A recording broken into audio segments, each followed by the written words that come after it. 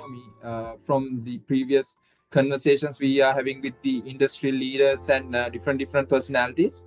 And today, with me, my IIBA Colombo chapter colleague Nabeel Mansoor is with us, and he also works at Vault Data, AI data related company which is building applications in the UK registered, I think, organizations.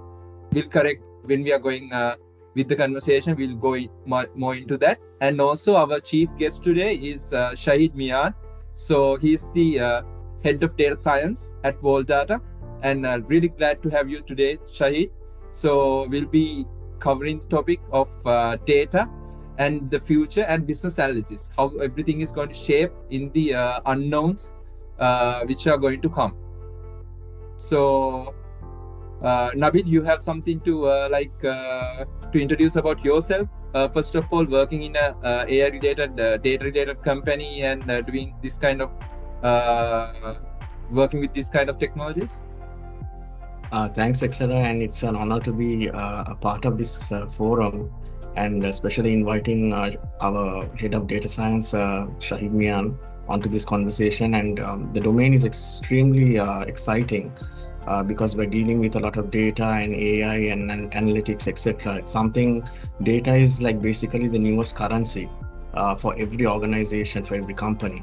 And it's about what you do with that data that really matters, because sometimes some people get so much of data, and in terms of sometimes they become stale. Data is always becomes stale as soon as time passes. So we need to make use of that data, get a lot of actionable insights in terms of as data comes, as we get things rolling. So my role at Vault Data is basically I'm leading products at Vault Data, and it's my my duty and my privilege actually, developing the B2C side of the market and B2B side of the market as well, both mobile and also our web application.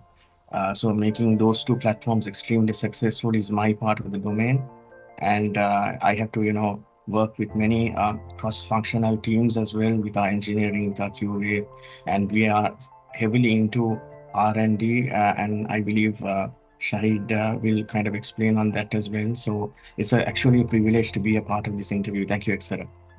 Yeah, thank you, Nabil. And Shahid, I'll turn to you. Let's first start with the background about you. What makes you come in this journey in the data science area, and about what you do with the company in the company, and what kind of products you are building. So then we can take the conversation there, and it will be really interesting to hear.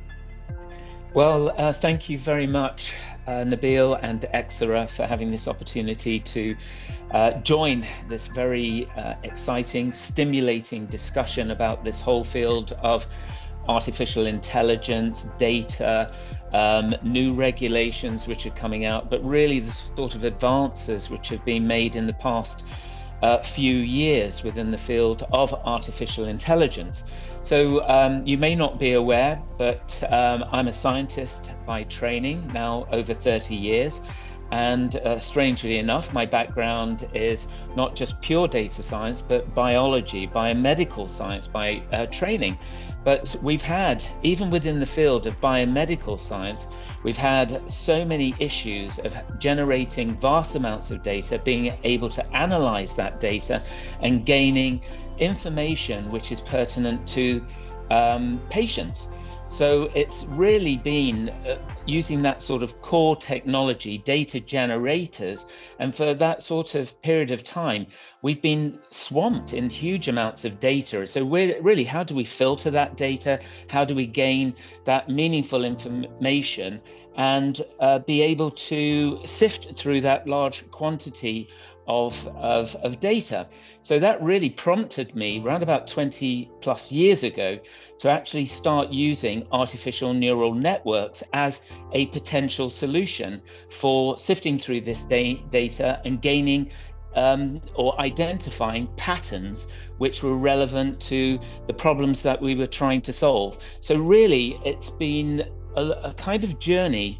Although it's within different fields of science, it's all predicated on that data, that analysis of that data, really trying to clean up that data and identify the what we call biomarkers at that particular point in time, to identify those salient factors that could enable us to make informed decisions.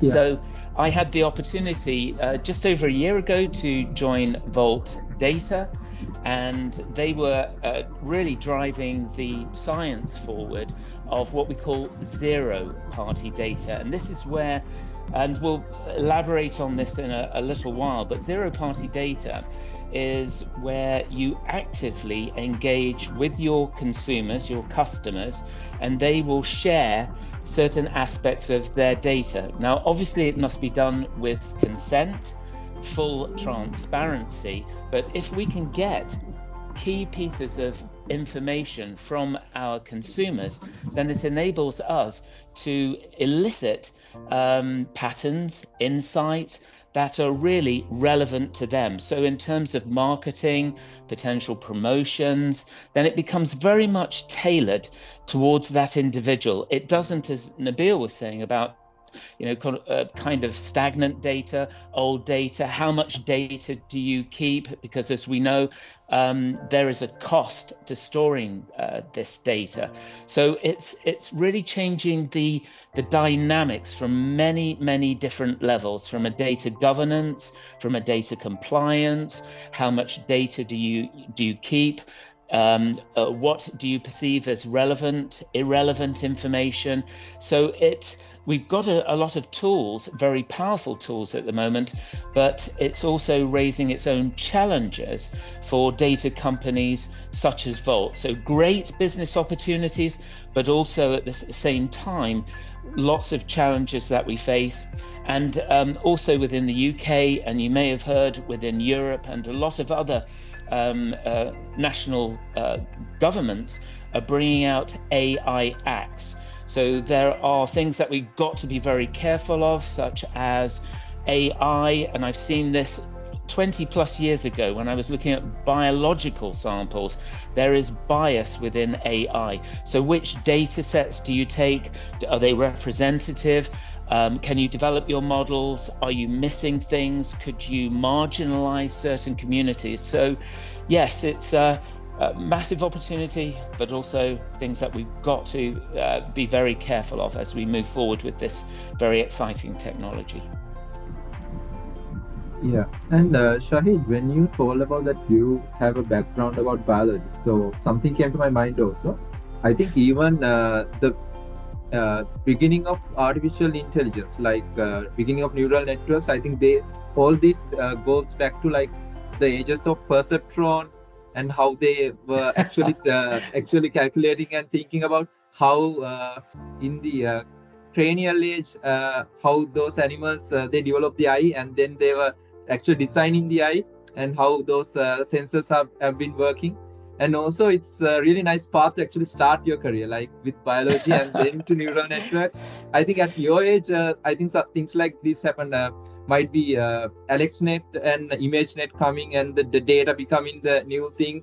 And actually, it's kind of like you had been in the very beginning of the age, the coming of the age of AI, and it had been really exciting time, like these 20 years, I think, because neural networks it was go on for some time. And suddenly, Correct. with ImageNet and AlexNet coming, everything was like again alive, and data became the new thing. So yeah, you have something to say? Yeah. You're absolutely right. It was going back to about 20 years ago, we were using very simple perceptrons, and the architecture, and they were kind of neural networks had gone out of favor. Then they kind of started coming back into favor again. But with these deep neural networks, deep learning algorithms which are out there, plus with the data that we're training on, the data that data sets that are available, it means that we can really accelerate this field and begin to know a lot faster? Are our models working in the way that they ought to be working? Are their predictive capabilities high enough for what we're really trying to elicit from this information? So yes, I mean, it's been an interesting sort of couple of decades seeing the evolution of these neural networks and machine learning algorithms. Yeah, and both Shahid and Nabeel. So, what is your take about business analyst role in this new age? Like, we are coming to age where knowledge is the base, right? Now, everyone need to know about AI, about these technology, about algorithms, about how these will affect us. Now, we will just see GPT models and just using the chat and getting our answers and things like that. So, but there's very critical things behind the ways people can use that, and those things, that those uncertainties that the world will be created, and those very uh, difficult situations that the world will be facing in the future, we can't even imagine with the development and the advancement of AI. So what kind of mindset that a BA need to have? Should they learn everything, like from algorithm to security and everything, and what kind of knowledge base they should actually build upon? Because if future is definitely, Shahid and Nabil, it's going to get very complex. And because people are anyway, everyone, all these big companies, they are moving into AGI, can't stop them. So as BES, we are the ones who are the people who are going to analyze and going to design products. So how our knowledge base we should be creating as. So I would like to say that, the business analyst field is an amazing field because once you become a business analyst, you are always prone to, research, learn more, improve yourself, because some of the best business analysts have become CEOs of companies. So I believe because of so much of research, so much of finding solutions to problems that they are currently encountering. So with the dawn of machine learning, neural networks, artificial intelligence, of course, a conventional business analyst may not have that knowledge at that particular time, but it's our duty to always evolve, research, learn more, and ask people of knowledge. For example, now if I'm now, for example, me working at More Data, I consult a lot with Shahid and I consult a lot with our data team as well, and I improve my knowledge a lot on the data stream, because I need to have that understanding so that the outcome is the products that we're kind of developing will imbibe all that information and that technology, so that you're making a holistic and a very successful product. So that's the outcome, because it is us to have that research going, so that we develop products, we iterate faster, we deliver quality, and we encompass all of those informations to deliver value for the customer. So it's an extremely interesting domain, and I really commend every business analyst to uh, take on this kind of attitude on research and on data and AI. It's extremely important, especially now with this chat GPT and so much of hype with everything that is, now you can do a PRD with a GPT, right? So I mean, you don't need to take 1 or 2 days. You get the entire thing done in few minutes. That's kind of, I would say that would be like kind of a negative point, because you're taking the shortcut, because without you doing it yourself, because initially you have to kind of take the long path, learn how it's done, and then if you for convenience sake you do that, that's fine. But as an amateur doing that, I personally feel that it's an incorrect approach. But definitely you can use this technology and improve yourself. So that's what I feel. Yeah. Also, very I, important two parts: research and also uh, learn from the others, learn from the people who are Yes. not in the industry, and get that knowledge transferred to the BA. So, yeah, go ahead, Shahid. So, your take on that one. yeah, I would fully support what Nabeel has said, because um, these tools are really there to assist us, but they are a tool set. At the end of the day, it is down to the human being to make that judgment call, that decision. So you do need to always be research and development intensive as an organization, as an individual. The field is growing fast. The algorithms of today won't be the algorithms of tomorrow. Literally within 24 hours, this is the rate at which we are moving. In terms of deploying these algorithms, even getting AI algorithms to now evolve and check on AI algorithms, the field has changed dramatically. So I think what we have is a real opportunity to change in a positive way the way that business actually operates. It can become much more efficient. A lot of the sort of leg work that we used to do sort of 10, 20 years ago, we can now begin to automate it. But really what it means for us is that we still need to understand, for example, I still do a lot of Python coding.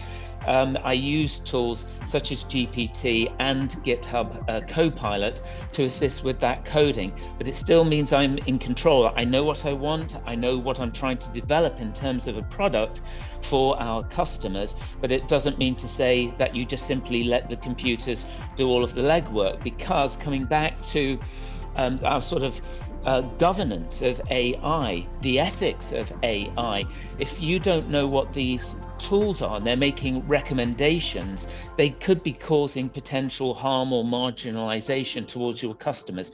So you've always got to be wary of this. You've got to be on top of it. It's not just simply having a product and it goes out. These products evolve over that period of time. And really, in terms of customer engagement, you've got to ensure that really what you may potentially be recommending, the insights that you're garnering from this, whether B2B, B2C, or as with Vault Data, we're acting as a conduit between our B2C consumers and our B2B partners. We are getting access to very sensitive pieces of information, and we have an absolute responsibility, which is quite right and proper from an ethical standpoint, and also obviously from a regulatory standpoint as well, to make sure that we adhere to those regulations, but also offer products which really do provide benefit and value to our customers. Yeah, and I think we came to a really good junction about ethics. So ethics, and we have GDPR and all security and all these concerns. So how the product designing happens in your companies, like these kind of data related companies. And I think as Shahid mentioned, you are actually using a lot of consumer data, and they are with you. So how you are going to maintain their security? That means how will people like be actually secured about their data? So what kind of things that you are doing regarding those issues and regarding ethics, especially in AI? So what happens, Eksara, is, yes, Shahid would like to.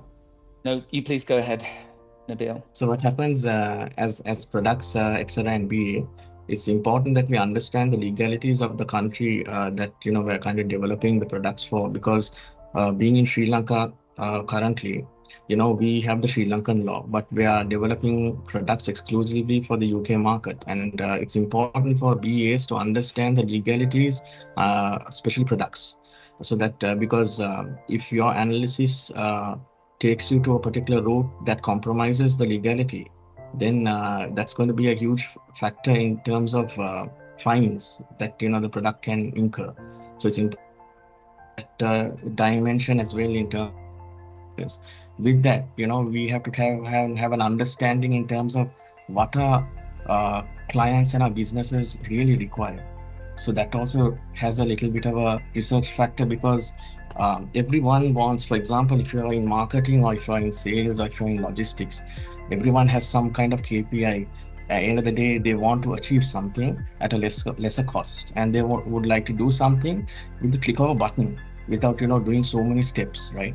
So we have to understand those pain points that currently those consumers are facing, and accordingly we furnish a feature that basically addresses these things that are compliant with their country's rules and regulations. So so it's about identifying those pain points and dealing with those things, because based on that we are able to kind of build on new technology, new algorithms and stuff like that, so we can make it much more successful. So the base everything every time should be ethics and compliance and security, because if anything, any bad analysis done at that stage can be very destructive for the company, for the organization, or also for the individuals who are using those applications. So Uh, yeah. Absolutely, and I would. We're talking about something incredibly important, which is the ethics of the technologies you're working with, the technologies you develop, but the ethics of the data that you hold on an individual.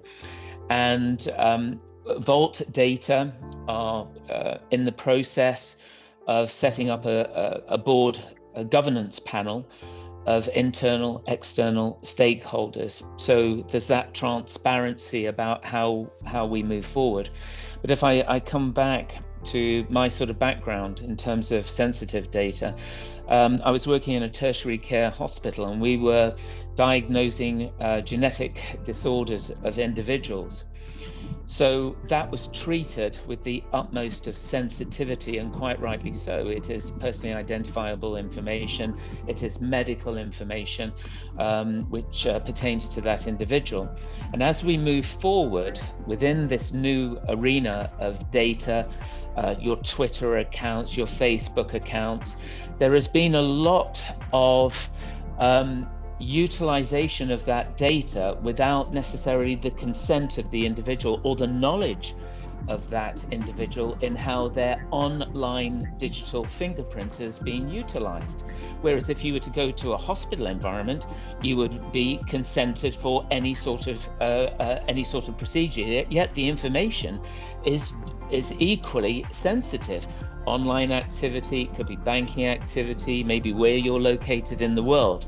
So we've had almost like two different systems. You move into a hospital environment and that data about you is treated in one way, and yet your online fingerprint is treated in a completely different way altogether. So Vault is taking an ethical approach in terms of this transparency. So anybody who comes on board, they will be educated. We're even going to be producing videos of our terms and conditions, our privacy policy. So everything is overt. We're not trying to hide anything from any of our users. And also from the ethics, you were talking about the sort of securitization. We have to operate to industry standards, global sort of world class, best in class standards for the encryption of that data, for the storage of that data, but also we've had discussions, internal discussions about how long do we keep that data for. It's not just necessarily a business discussion that we've had in relation to our own internal costs, but also in terms of risk assessments about really, do we need to keep that data for that length of time? Because if ever there was an issue of third parties trying to access that data, where that restricted data, so it minimizes everybody's risk at hand. It minimizes Vault's risk, and it minimizes the risk to our users whose personally identifiable information we store. So there's a number of ethical discussions around this whole area about the storage, how do we store, the governance, role-based access control. And then, of course, with those AI algorithms, we need, as a company, constant surveillance about, do we potentially see bias? Do the populations that we train our algorithms on and test, are they representative of that particular demographic at that moment in time? So from an ethical perspective, there's a number of issues, a number of challenges that we face from that side of things. Yeah. Nabil, you have any Yes, anything on absolutely. that? Because Yeah. thank you, Eksara. So further to what Shahid mentioned, we are dealing with a large community, almost the entire UK. And when we're dealing with them, we're dealing with humans and not machines. So we're understanding their requirements and their wants and their tastes and their likings in terms of their products, etc., like that. And it's kind of a sensitive area that we are kind of touching into as well, and we have to respect that we have to have that boundary and respect that and develop our products so that we are able to gather a lot more meaningful insights so that we are able to kind of support our brands, our major players in the UK market. Yeah. So that So so even becoming a BA in Sri Lanka, working for international companies, they should know the people in those companies, how they will feel about their data, their standards, their social structures, and everything. They need to understand those from the shoes of those people.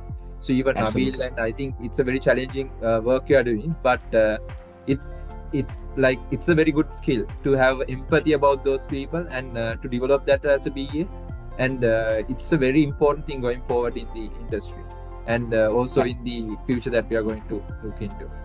So, Absolutely. yeah. So, Nabil, as a business analyst, now, usually what kind of basic thing means like when it comes designing a product, what kind of things are you are doing in a data and AI related product like you are working with World Data? So I basically use the same approach as normal BAs, etc.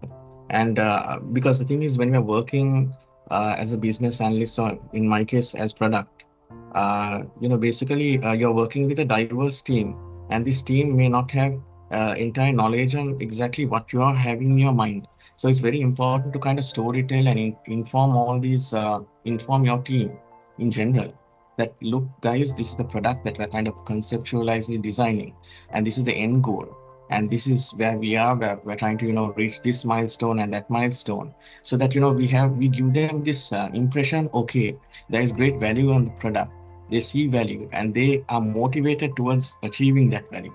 So we have these of course on sprints, every sprint we define certain set of targets that we need to kind of achieve, and then we have the review, and then we have a retrospective where we could improve further. And every time it's like a learning curve, and we improve even more.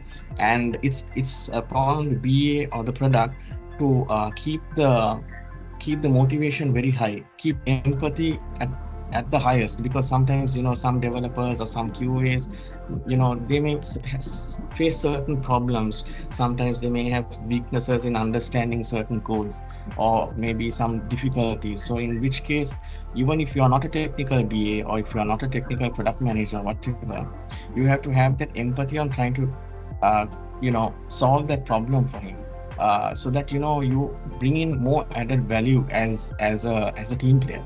So it's extremely important to first identify those identify your end goal. That's the strategy. And then you have these tangible things that you're going to achieve on these milestones, on these dates, and you work as a team. You bring that understanding to that team, because many of the times that I noticed with BAs is this, unfortunately, the communication, sometimes are miscommunications.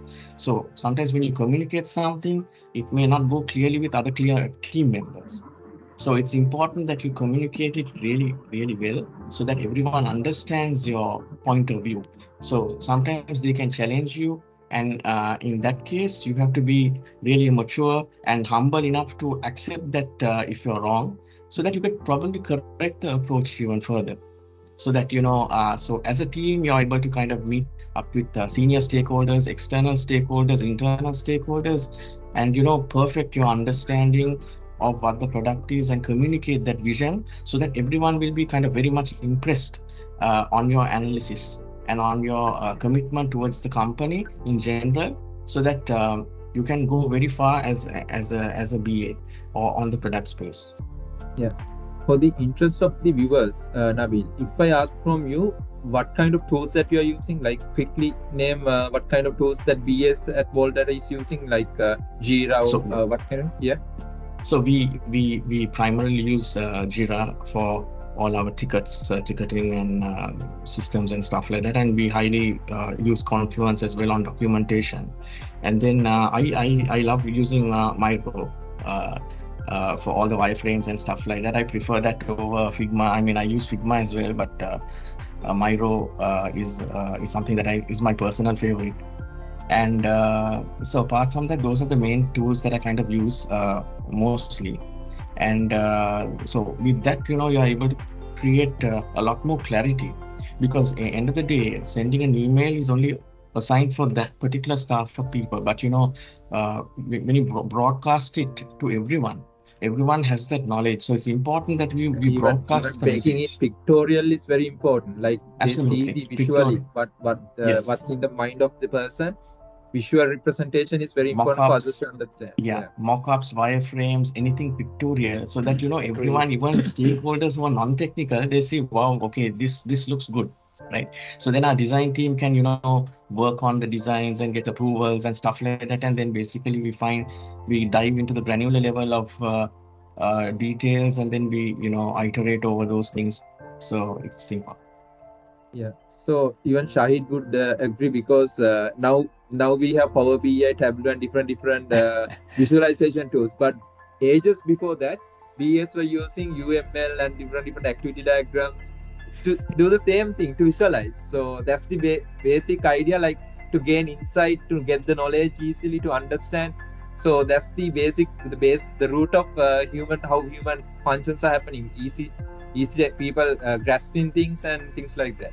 Yeah. And So I would Absolutely. also like to add, Dexter, that even once you show the pictorial representation of certain things on how things are going to work out, you still have to resolve in a flow chart or something, a data flow diagram or an ER or whatever, so that internal developers will understand the flow, right?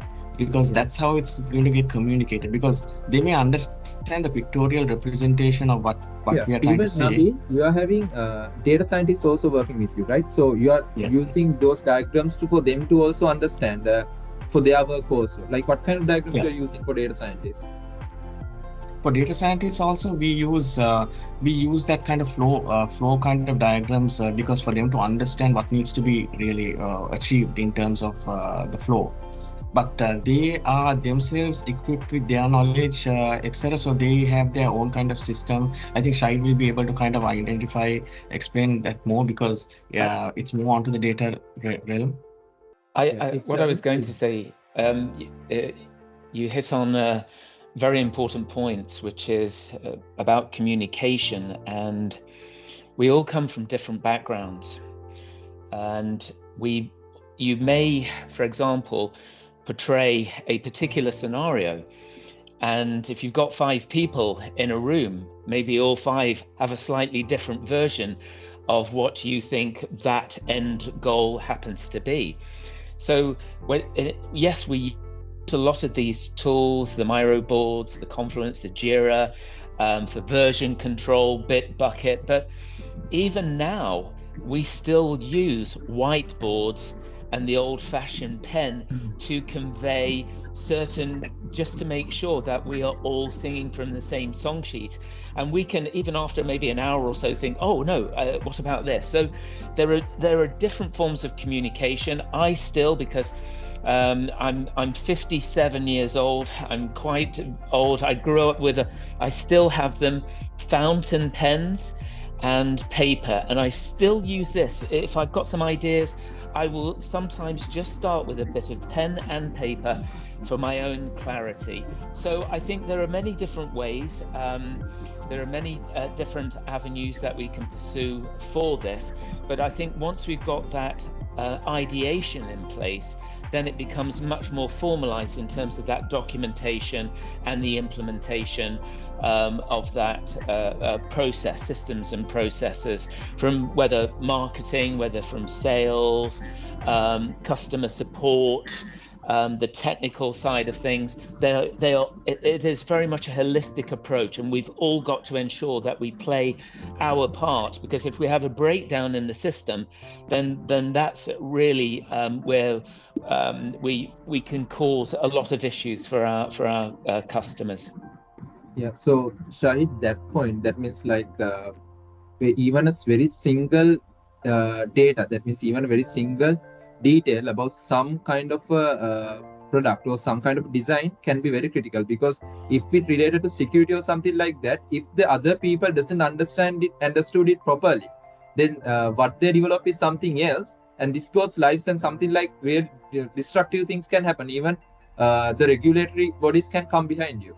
So I think that communication, that understanding, and that clarity should be there in any organization. Yeah. Absolutely, I fully endorse what you have just said, because we are currently Cyber Essentials Plus accredited. Our infrastructure team are now moving to ISO 27001 accreditation. All of these accreditations they are not siloed in the sense that it is an accreditation for the infrastructure team. It is an accreditation for the whole organization. So we all have roles and responsibilities within that organization. Even if you're on finance, you have to adhere to the securitization policies that are in place. So you need to understand, because that's why we have strong training programs in place, education programs, even coming back to our intellectual property as one example, that we are taking out patents, copyright, we've got know-how, trade secrets, which is right and proper for a tech company that is R&D led. So we have to protect our intellectual property, but also people may not know that, for example, if we've got, let's say, some of our code and you present this code in, but you want to take a patent out on that code, that methodology, and you present that in a forum such as this, or you go to a conference and you present it in a public space, then you can no longer protect that intellectual property. So because it's been disclosed. So there are many different facets to this artificial intelligence, to technology, that we all have to be aware of as we move forward. Yeah, and these standards, Shahid, I think those are very important, because even in banking they have ISO 8583, and likewise, even I think future there will be new ones coming, and BA should have this knowledge. It will be become Yes, very basic thing. They should have this knowledge to function in this job going forward. Yeah. Absolutely. correct. So, Shahid, I think we are coming to the end of the show. So I'll be going to you and then to Nabeel. So, finally, if you I was asked I will ask from you to name a perfect business analyst. What kind of a perfect business analyst you will see, like what kind of skills that that person should have to work in the futuristic companies, like using AI, data, machine learning? What is the perfect match that you will think? What kind of areas that they need to improve You, on? you you have asked me the $64,000 question, and I don't think I can truthfully answer you what that perfect business analyst is, because as we move forward, there are so many skill sets that we need to be aware of, because we're not siloed anymore. And I think that this new technology is really challenging us as professionals, that we need to understand this and we need to understand that. So we've got to have a broad set of skills at the moment in order to try and keep pace with regulatory changes, with technological changes, with product requirements, constant feedback. So I would say, yes, obviously, perhaps you need that business side, you need that computational side, but really how deep you need to go, um, I think it comes down to a case by case scenario. I think it's down to that individual, the opportunities that are presented to them in their career. And I don't think that there's any sort of wrong route to go. I think as opportunities present them, grab them and follow your particular path for your professional career. Okay. So, Nabil, your pick on that. So, what kind of things that a BA should be having when they come into the industry and working in a company which work with AI, machine learning, and cutting edge technology? what kind of things they should be expecting, and what from one end, and what should be they be capable with. That's an excellent question, Eksara, because there are companies of various variants, right? Now, see, for example, if you take Vault Data, we are at the top with AI and ML technology, which means that we have to hunt with the AI and that phase. So basically, we have to stay abreast of the latest technology in terms of the AI ML methodologies, which uh, which which is actually a key requirement for every BA and a product based role. So you need to evolve as soon as possible, because just as the latest technology and coding and all change every other day, like every technology changes every other day. You have to be abreast with that, but also I would like to encourage business analysts that the foundation remains the same, right? It's about the requirements, understanding it properly, having And empathy, also having that breaking down communication. complex thing into small pieces, and then observing them Yes. and properly coming up with the solutions. Yeah. Absolutely. There is hope for every business analyst, whether no matter what industry it may be. It's about having that the knack to learn, the knack to understand the requirements, find out solutions. So I mean, AI, ML, all these things are new technologies which can be learned. If you have that understanding, on a basic understanding even, you're able to kind of pick it up, work with the teams assigned, and then get a little bit more understanding, and then furnish a better a product or feature that will be very much useful for our customers. So I that's my take on it, and I feel that it's an amazing time for business analysts at the moment. And if I could just add one comment, and I think a crucial part in a very rapidly evolving field, or many different fields at the moment, is I think one of the keys to success that I would add, and I'm going back over 30 years, is really to be a team player. Trust your team members, because you're not going to know everything. There is going to be somebody who will have strengths, and they will also have weaknesses. Play to their strengths, use their strengths and their guidance, and get that information from them. So I think if you're a strong team player, that would really set you forward, having a very, very strong career in this field. Thank you, Shahid, on that. And I think everyone, we talked about a lot of things today. And just to summarizing what the scope of things that we talked about the beginning of the AI, about perceptrons, about how neural networks began, and also we talked about very important things like ethics and like GDPR, like these regulatory practices, about how business analysts should think from the shoes of the people who they serve, that the analysts should think from the people that the product is being used by.